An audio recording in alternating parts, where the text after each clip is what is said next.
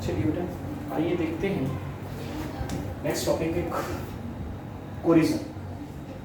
Corrosion क्या होता है?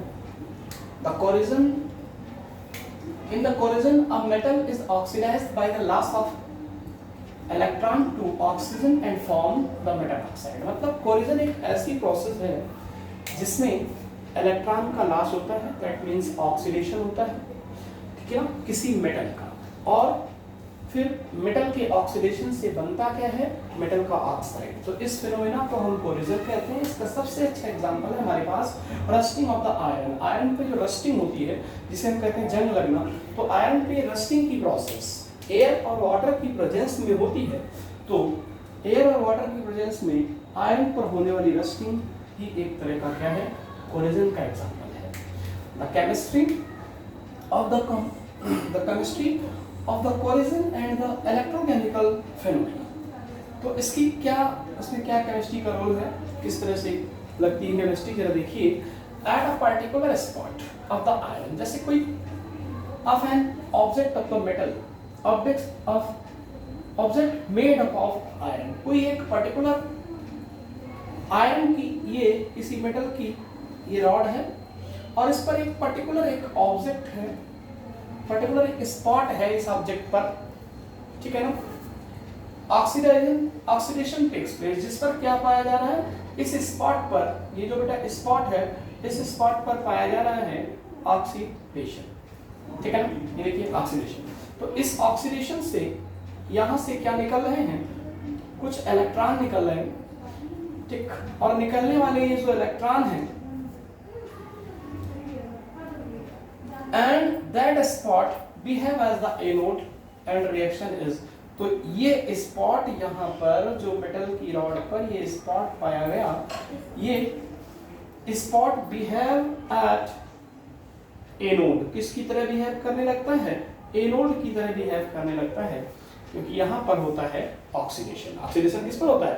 एनोड पर होता है। जब ऑक्सीडेशन होता है तो ये रिएक्शन होती होगी, ठीक है ना। अगर वो मेटल की रॉड मतलब आयरन की रॉड है तो यहाँ से जो इलेक्ट्रॉन निकलेंगे, अब electron release at the anode, जो इलेक्ट्रॉन एनोड से निकलते हैं, एनोड जो स्पॉट होता है उसी को एनोड कहते हैं। तो स्पॉट से निकलते हैं, एनोड से जो निकलते हैं वो electron move through the metal and go to another spot. अब वो मेटल में मूव करता है और ये है अनदर स्पॉट, ये दूसरा स्पॉट है, अनदर स्पॉट पर पहुंचता है, another spot on the metal and reduce the O2 in the presence of H plus ion। This spot we have as a cathode। ये spot जो another spot है जिस पर ये इलेक्ट्रॉन आते हैं, अब ये spot किसकी तरह बिहेव करने लगता है? Behave as a cathode, cathode की तरह बिहेव करने लगता है। जब कैथोड की तरह बिहेव करता है तो रिएक्शन होती है यहाँ पर, एटमॉस्फेयर से मिली हमको O2 4H++, यहां से मिले ये 4 इलेक्ट्रॉन जो एनोड इलेक्ट्रोड से आए थे, गेन करके क्या बना लेते हैं? वाटर बना लेते हैं, ठीक है बेटा। ओवरऑल रिएक्शन जो इन दोनों रिएक्शन के मिलने से ओवरऑल रिएक्शन होती है वो क्या होती है? 2Fe + O2 + 4H+ gives out 2Fe + 2H2, ठीक है बेटा। अब आयरन आर या फेरस के फॉर्म में जो ये आयरन है, यहां ध्यान दीजिएगा, फेरस के फॉर्म में जो आयरन है, iron are further oxidize, iron फिर से ऑक्सीडाइज होता है। जो Fe+ के रूप में आयरन मिला हमें, ये फर्दर ऑक्सीडाइज होता है एटमॉस्फेरिक ऑक्सीजन के साथ to form the ferric ions, और क्या बनाता है? फेरिक आयन बनाता है, which come but as a rust।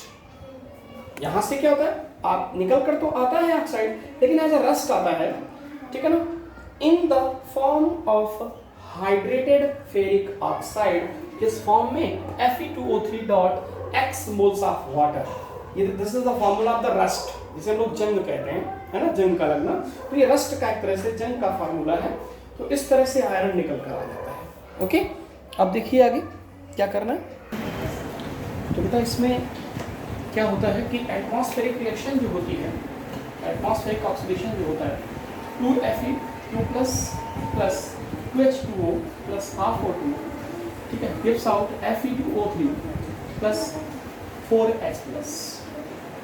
ये Fe2O3 x mole of water atmosphere के x मोल ऑफ वाटर के साथ रिएक्ट करके क्या बना लेता है, फेरिक ऑक्साइड बना लेता है, ठीक है ना, हाइड्रेटेड फेरिक ऑक्साइड बना लेता है। अब ध्यान दीजिए कि रस, इसके बाद आपको ध्यान देना है कि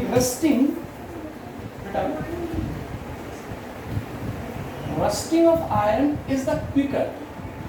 आयरन की जो रस्टिंग है वो तेज होती है सलाइन वाटर में, अगर उसमें कोई साल्ट डिसॉल्व है, जैसे NaCl डिसॉल्व है, because in the presence of the saline water, because in the saline water, क्योंकि सलाइन वाटर में क्या होता है, जैसे NaCl डिसॉल्व है तो Na+Cl- आयंस होंगे, इंक्रीज ये जो Na+Cl- आयंस हैं, Na+Cl- ion increase the conductance of the solution, ये सॉल्यूशन की कंडक्टेंस को इंक्रीज कर देंगे, चालकता को बढ़ा देंगे, ठीक है, in contact with the metal surface, जब ये मेटल सरफेस के कांटेक्ट में आएंगे, which accelerate the formation of Fe3+ ions, जो Fe3+ आयन के फॉर्मेशन को एक्सेलरेट कर देंगे, इंक्रीज कर देंगे, and hence that of the rust by the increasing setting of the electrochemical cell।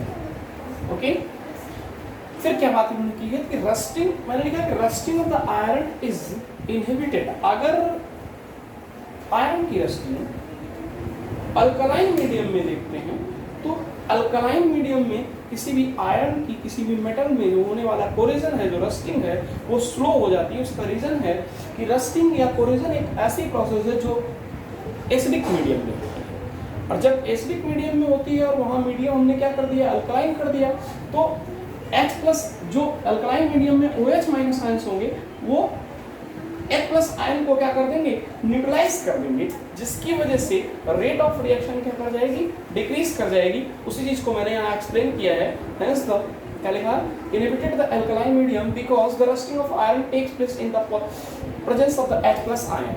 ये रिएक्शन मैंने दिखाई जहाँ पर H+ आयन की प्रेजेंस में रिएक्शन होती है। In the alkaline medium OH- ion presence which neutralize the H+ ion. Due to this reason, decrease the rate of reaction of rusting। ठीक है, तो ये देख लीजिए। इसके बाद अब हम लोग इसके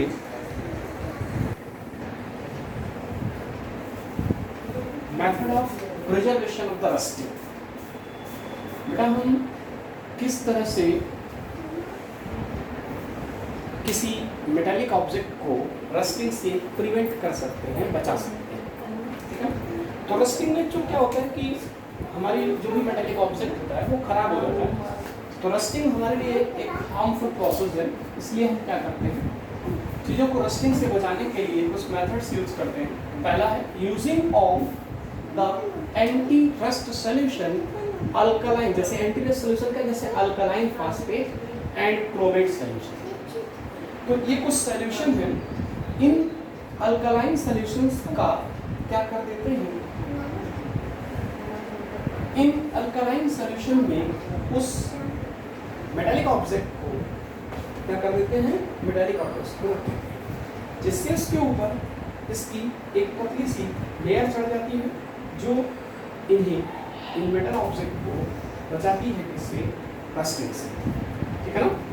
तो alkaline phosphate and the chromate solutions are commonly used as the anti-rusting solution. Alkaline phosphate tend to form an insoluble film, एक insoluble film फॉर्म करता है, पतली सी लेयर फिल्म फॉर्म करता है of iron phosphate on the surface of the iron, thereby protecting it from the corrosion। जो इसको iron को, उस आयरन मेटालिक ऑब्जेक्ट को इससे बचाता है बेटा, रस्टिंग से, ठीक है ना, कोरोजन से। In addition, the alkaline nature of the anti-rust solution decrease the availability of H+ ion, जिससे सॉल्यूशन अल्कलाइन है H प्लस आयन की अवेलेबिलिटी कम हो जाएगी, उपस्थिति कम हो जाएगी, जिसकी वजह से रस्टिंग की प्रोसेस नहीं हो पाएगी या बहुत स्लो हो जाएगी। ठीक है ना, पहला तरीका ये था। दूसरा क्या है, बैरियर प्रोटेक्शन। बताइए बैरियर प्रोटेक्शन क्या है। In this method a barrier or coating is applied to the prevent the surface of the metallic object from coming in the contact with the atmosphere के कांटेक्ट में नहीं आने देता है यह बैरियर प्रोटेक्शन जो होता है, जिसको हम अप्लाइड कर देते हैं सरफेस ऑफ द। इसके कुछ तरीके हैं। पहला, जिस ऑब्जेक्ट को हमें कोलिजन से बचाना है हम उस पर ऑयल लगा देखा है मैंने, oil point on the surface of the metal की सरफेस पर ऑयल पॉइंट लगा देते हैं। दूसरा एक तरीका है by the applying of the grease. इस चीज को रस्टिंग से बचाने के लिए हम उस पर क्या अप्लाई कर देते हैं, ग्रीस लगा देते हैं। देखा होगा इस साइकिल पे चाहे लोग ऑयल या ग्रीस डालते हैं उसको रस्टिंग से बचाने के लिए। ठीक है ना। दूसरा क्या तरीका है, एक होता है nichrome plating on the surface. Cycle की रिम वगैरह पे निकेल प्लस क्रोमियम से मिलकर बनी हुई, क्रोमियम मेटल की बनी हुई एक कोटिंग चढ़ा देते हैं। ठीक है ना, जिससे काफ़ी लंबे समय तक रस्टिंग से प्रोटेक्ट हो जाती है हमारी साइकिल की रिम वगैरह। तो एक और तरीका है sacrificial protection. Sacrificial surface of the iron is coated by the more active metal than iron। अगर आयरन को आपको रस्टिंग से कोलिजन से बचाना है तो उस आयरन की मेटल ऑब्जेक्ट पर हम क्या करेंगे, मेटल आयरन से ज़्यादा एक्टिव मेटल की क्या कर देंगे, कोटिंग कर देंगे। ठीक है ना, इसी को बोलते हैं sacrificial protection. In this method the surface of the iron coated with a more active metal than iron। This active metal, ध्यान से सुनिए, this active metal loses electron। ये active metal इलेक्ट्रॉन को लॉस करती है, इलेक्ट्रॉन रिलीज करती है, undergoes oxidation in the preference to iron and hence prevent the rust। जो rusting को prevent करता है। तीसरा तरीका, लास्ट तरीका मैंने बताया है गैल्वेनाइजेशन। गैल्वेनाइजेशन क्या होता है कि zinc metal is the most stable metal. आपको पता होना चाहिए कि जिंक मेटल जो है वो मोस्ट स्टेबल मेटल है ड्यू टू कवर आयरन, जिससे हम आयरन को कवर्ड कर देते हैं। आयरन सरफेस को जिंक की पॉलिश चढ़ा देते हैं। The process of the coating of iron surface by the zinc is called galvanisation. मतलब कहने का किसी भी आयरन के ऑब्जेक्ट को अगर हम जिंक मेटल से प्रोटेक्ट कर देते हैं तो इस प्रोसेस को बेटा हम क्या करते हैं, गैल्वेनाइजेशन करते हैं। ठीक है ना, ये तरीके हैं। एक और तरीका भी होता है जब भी कभी हमें किसी ऑब्जेक्ट को, एक मेथड है इलेक्ट्रिकल और कैथोडिकल प्रोटेक्शन। कैथोडिकल प्रोटेक्शन या इलेक्ट्रिकल प्रोटेक्शन बोलते हैं। This method is used for the protection of underground water pipes. जो अंडरग्राउंड वाटर पाइप्स होते हैं या आयरन टैंक्स जो होते हैं अंडरग्राउंड में, उनको बचाने के लिए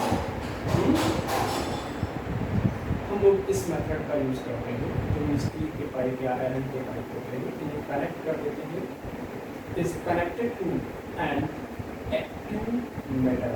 एग्जाम्पल जैसे एक्टिव कौन, मैग्नीशियम है, एल्यूमिनियम है, जिंक है, इनसे हम लोग इन्हें कनेक्ट कर देते हैं एंड और क्या करते हैं, a voltage cell is form, और एक वोल्टेज सेल बना देते हैं। The active metal is anode, active metal anode की तरह एंड आयरन इज कैथोड, और वो आयरन की रॉड, आयरन के पाइप कैथोड की तरह भी हेल्प करते हैं।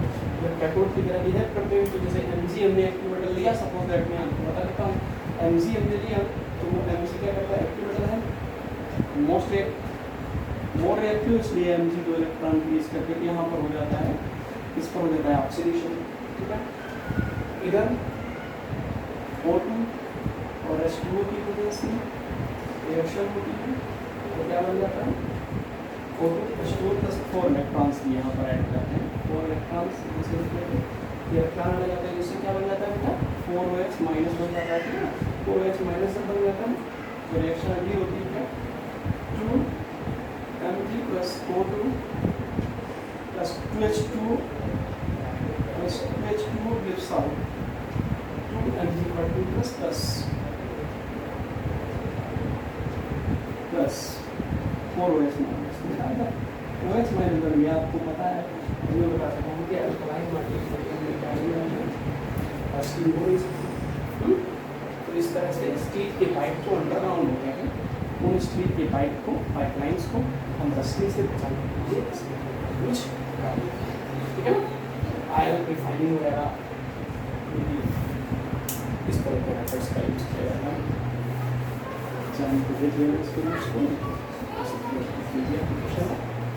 इस तरह से ये चैप्टर आपका, दिस इज द लास्ट बेटा, ये लास्ट रीडिंग थी हमारे इस चैप्टर की।